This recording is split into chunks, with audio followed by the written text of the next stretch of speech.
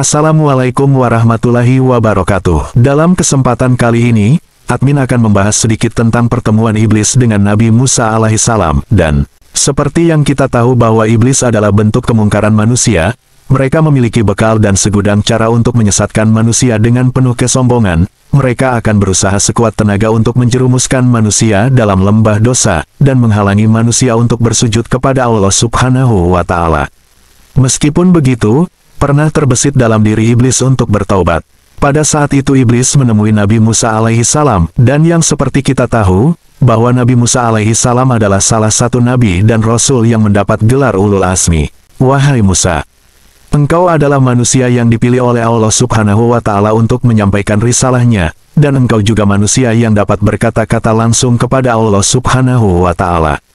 Maka dengan derajat yang kau miliki di sisinya, aku ingin bertaubat, maka berikanlah aku syafaat kepada Allah untuk mengampuniku.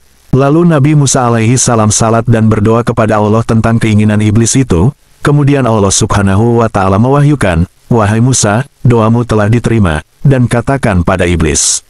Dan Nabi Musa alaihissalam pun datang menemui iblis mengabarkan berita wahyu yang diterimanya dari Allah Subhanahu wa Ta'ala. Berkata Nabi Musa alaihissalam kepada iblis, wahai iblis, engkau diperintahkan untuk bersujud pada kuburan Adam alaihissalam, maka taubatmu akan diterima Allah Subhanahu wa Ta'ala. Saat mendengar penjelasan itu, iblis pun kembali sombong dan murka. Kemudian iblis pun berkata, ketika Adam hidup saja aku tidak mau bersujud kepadanya, bagaimana aku mau sujud kepadanya ketika ia telah mati?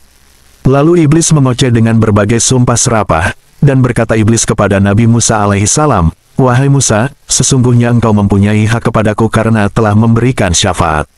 Dan iblis pun berkata kepada Nabi Musa alaihissalam, dan ingatlah Musa akan 3 hal yang engkau tidak akan binasa, kecuali dengan hal-hal itu.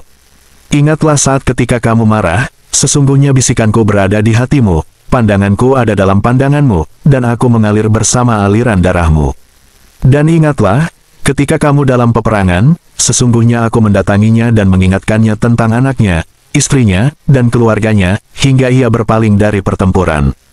Dan ingatlah, jika kamu duduk di samping perempuan yang bukan muhrim, maka sesungguhnya aku adalah perantara bagimu dan perantaramu baginya untuk berbuat zina.